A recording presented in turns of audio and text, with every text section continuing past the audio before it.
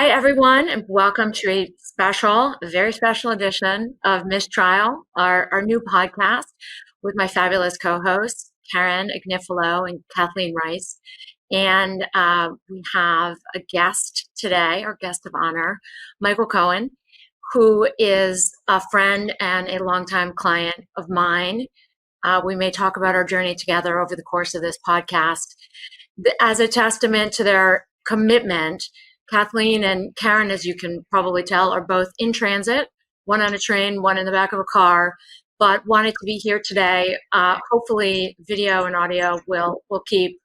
But given that Karen's freezing up every once in a while, I'll kind of lead a little bit and guide the conversation with Michael.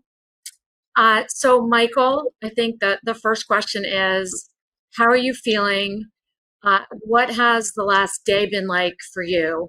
Give us just open us up into your world. I'm actually very tired.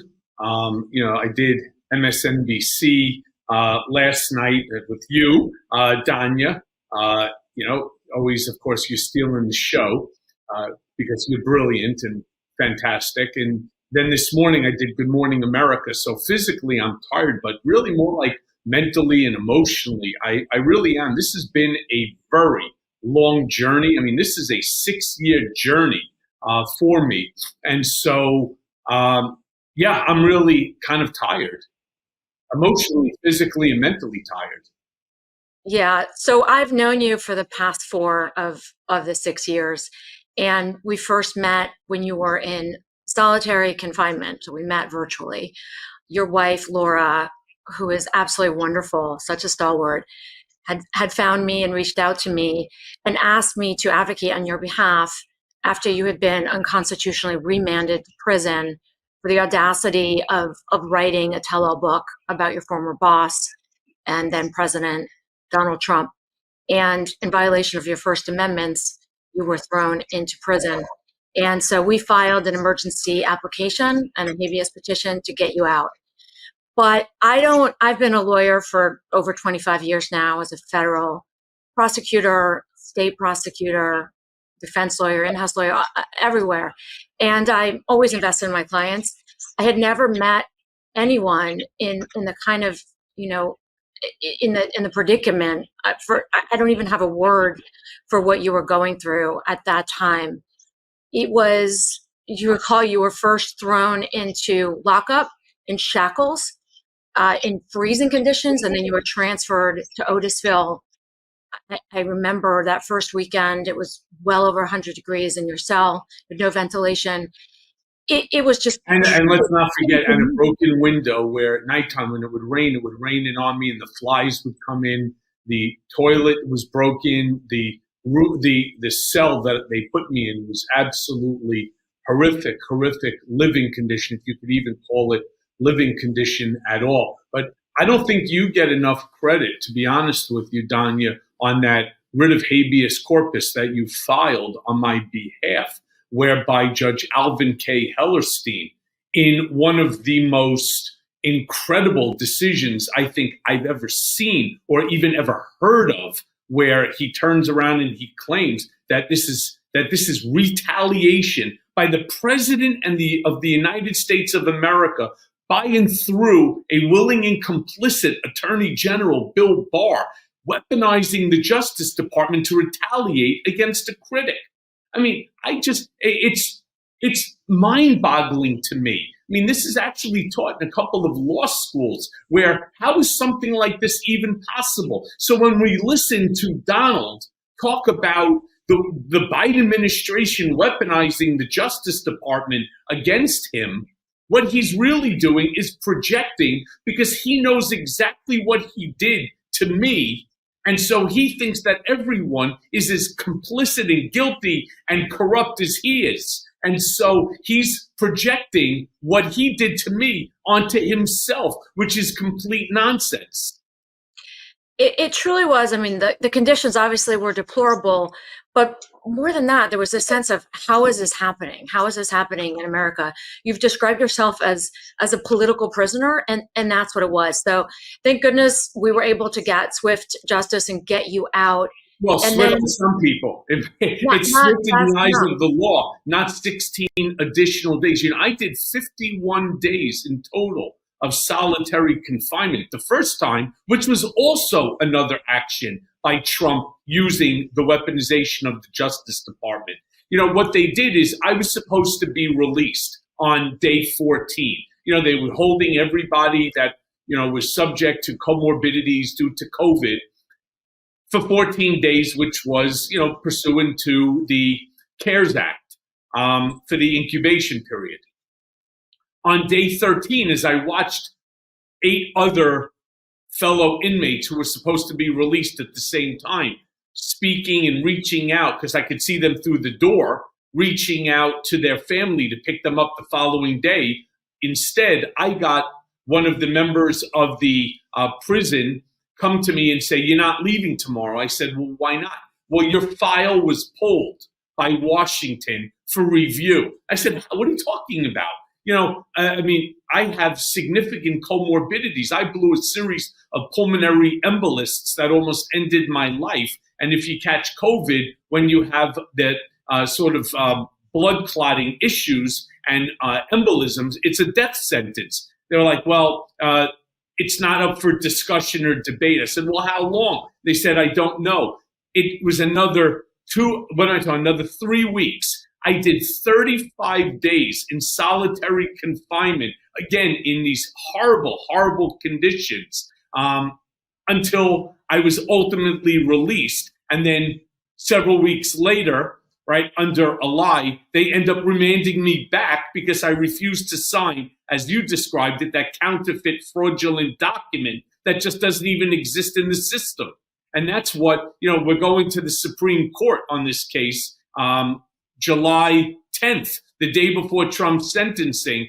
There is a hearing before Judge Sotomayor on a writ of certiorari. So that was, to segue a little bit, that was, and there's some poetic justice to that timing, I think, but the pressure that you were under then was horrific. But it may compare to the kind of pressure that you've been under the past couple weeks. Just the stress of the moment and the impactfulness, and also, of course, the vitriol and the intimidation of the threats that I saw being leveled at you I think it's just unimaginable to people who aren't up close. I saw it up close, and even just, derivatively, I felt it. So I think that people don't understand or appreciate the kind of courage, really, and dedication that it took for you to be there in that moment and to withstand that kind of pressure and scrutiny, not just from Trump supporters, but from the public and from the media. And I think we just lost Karen, but I was gonna turn, Michael, to your experience having been the object, the subject of that kind of scrutiny and criticism that was leveled at you, of course, in the 6 years before the trial, but during the trial, and not just from the defense, but from the media. What was I'll that tell you, experience? what's it like? It's horrific, but I'll tell you, the 51 days of solitary confinement, it shreds your soul. You kind of die on the inside, and you realize when you live in your own head, getting through that is so tough that nothing else seems to be able to affect you. Now, you saw the anxiety that I was dealing with, but that anxiety was different than the anxiety that I felt when I was in the solitary confinement situation. It's more that I didn't want to make mistakes, and there's so much material, whether it's from my podcasts or whether it's from my TV appearances or any of the statements that I made. I mean, they had a plethora. I mean, I've done over 400 episodes just on mea culpa alone, over 100 plus on political beatdown. I have my 2 books, Disloyal Revenge. There's thousands and thousands of pages that they could have gone in. I didn't want the prosecutors. I almost felt like obligated to Susan Offinger and to the rest of the team, Josh Steinglass, and just the whole group of prosecutors who had worked so hard on trying to organize this case. I didn't want to make any mistakes. Like yourselves, all 3 of you, perfectionists. And that's why you're so great at what it is that you do, Danya. You guys are, you're perfectionists. So I know that none of you wanted to, let your clients, I don't want to let anybody down. So that imposing of my own, desires for perfection really creates an anxiety where you don't sleep. I'm not a stress eater. I'm actually the opposite. I've lost 30 pounds since all this started. I'm the same weight I was when I graduated high school. That's the only, I guess maybe it's an advantage, a disadvantage, I don't know. But that pressure is it's crazy. You saw as I would be just walking back and forth in circles, almost like a crazy man, until I finally sat in that witness chair. And then, once the questions start coming, and again, for me, the information was not difficult because I've been saying the same story for 6 years. I've been telling the same narrative for 6 years. Yeah, Karen, I think we have you back, and I know you. Are you? Yeah. Did you want to jump in and talk about the DA's office strategy, the defense strategy, or you, Kathleen? Yeah, look, you're a lawyer, and what do you think about the defense strategy here? Yeah, I would call it piss poor. I was trying to behave myself last night when I was on the MSNBC panel with Danya, and I would say that Todd Blanche, how they came up with that acronym for me of GLOAT? I said that Todd Blanche is SLOAT, SLOAT, the stupidest lawyer of all time. I have never seen a worse defense for a former president where everything is on the line. Look, they allowed Donald to dictate, for example, in the New York AG case, they allowed him to dictate the terms of how they were going to handle the defense of that case using Alina Habba. Again, massive mistake. And by doing that, he lost $500 million. Well, now, and Todd Blanche, foolishly yesterday, I think it was on Fox News, turned around and said that Donald Trump was fully responsible for the defense strategy of that case. What criminal defense lawyer worth anything is going to allow the client to dictate to any of you how you're going to strategize a defense that's necessary for this type of a case? And that's why, now look, the facts are the facts, the documents were the documents, the testimony of the 20 prosecutorial witnesses were going to always be their statements. But you still want to have a defense which isn't about, let's try to destroy Michael Cohen's credibility, thinking that that's the defense in order to win this type of a case. And here's what the jurors obviously felt. It's a stupid defense. Bad move. Michael Cohen's credibility, just like in the Engoron case, was confirmed, and Donald Trump lost 34 out of the 34 counts. Guilty. Michael, Danya, if I can just jump in. Michael, I have to say that I think that what you were able to show the jury is that you are, by your own admission, a very flawed person. But I will say that I was so bothered by the fact that during this trial, a bunch of my former colleagues, who all dressed like Donald Trump, showed up at the courthouse and said terrible things about you and the judge and the whole process, knowing that there was nothing rigged about it. I think that, a lot of people out there are probably wondering, knowing how bad it was going to get for you, having been in jail, having been treated the way that you were treated, admitting that you had done things wrong. What made you say, I'm still going to put myself out there and do the right thing in this case? Because you did do the right thing. And there is a small universe of people who have had the bravery to take Donald Trump on, E. Jean Carroll, and others. But you certainly fall into that category. Maybe just, enlighten us as to how you made that decision. July 1st of 2018, I did an interview with George Stephanopoulos where I said that my wife, my daughter, my son, and my country have my first loyalty and always will. And it was at that moment, it was the night before, when my children asked me, Michael, for real? Where's your loyalty? Isn't it to us? Enough of this guy. It's just enough. And it was the realization, and I woke up. And after I made that statement to Stephanopoulos, I made it my commitment, as hard as it is, my commitment is to tell the truth and to ensure accountability, because our country's democracy, the future of my children, and God willing, one day grandchildren and great-grandchildren, I hope I live long enough to see that.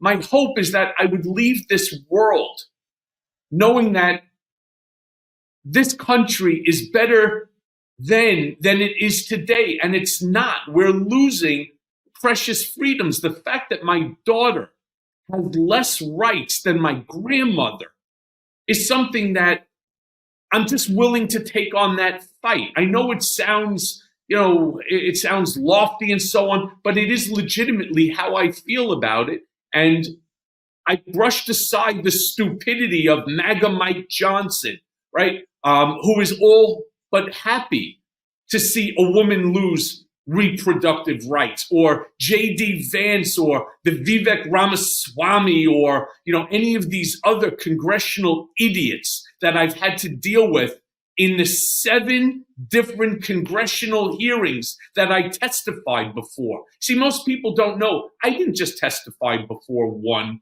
congressional hearing, 7 different congressional hearings, and 50%, give or take, are decent to you. They thank you for coming. They ask you relevant questions. And then the other half, I'm referring to the GOP, say the stupidest things. Liar, liar, pants on fire. Do you remember I said to Mark Meadows, that moron?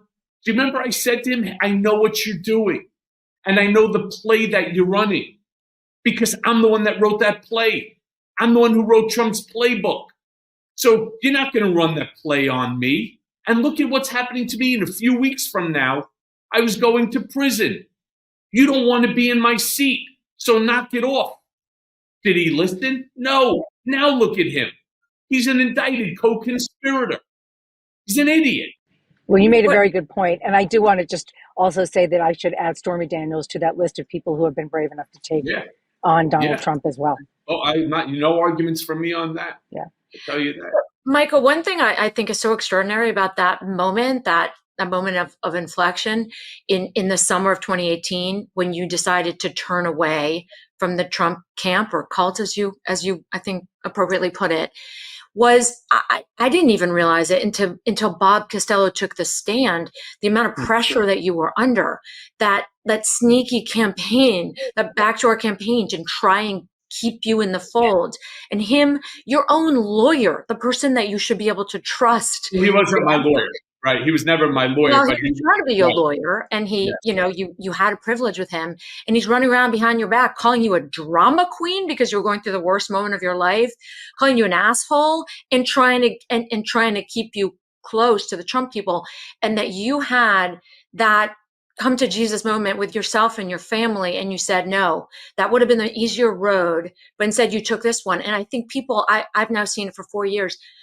It's just astonishing what you've had to go through. Idea. People have no idea the fact that the easier road for me would have been to keep my mouth shut. You know, there are a couple of guys that were with me in Otisville that used to say this all the time: knock it off. If you shut your mouth and you apologize to Donald, you will be the first one that he pardons. And then on top of that, not only would you get a pardon, but then you'd end up probably over at Fox News, or you'd end up at Newsmax or OAN or running the RNC, right? Don't forget, I raised a ton of money from when I was the vice chair of the RNC Finance Committee. I'd be over at the RNC, who knows what sort of, money that you'd be making dealing with all these mega billionaire Wall Street guys now that have decided for their own pocketbooks to back Donald. But I said, no, it's not about Donald. It's not about that. It's about our democracy, stupids. That's what I would say to them. Don't you understand? Democracy is not a constitutional right. It's not a God-given right. It's an experiment. It's the greatest experiment in the history of the world. And after 259 years, we're actually in a position, something that our founding fathers were afraid of, that no foreign country would ever destroy our democracy, ever. But it could be destroyed from within when you have a president who wants to be more than a president, wants to be a dictator, a monarch, a Führer, just an autocrat. And that's what they were always fearful of. But for whatever the reason may be, no other president has ever wanted to do that until Donald.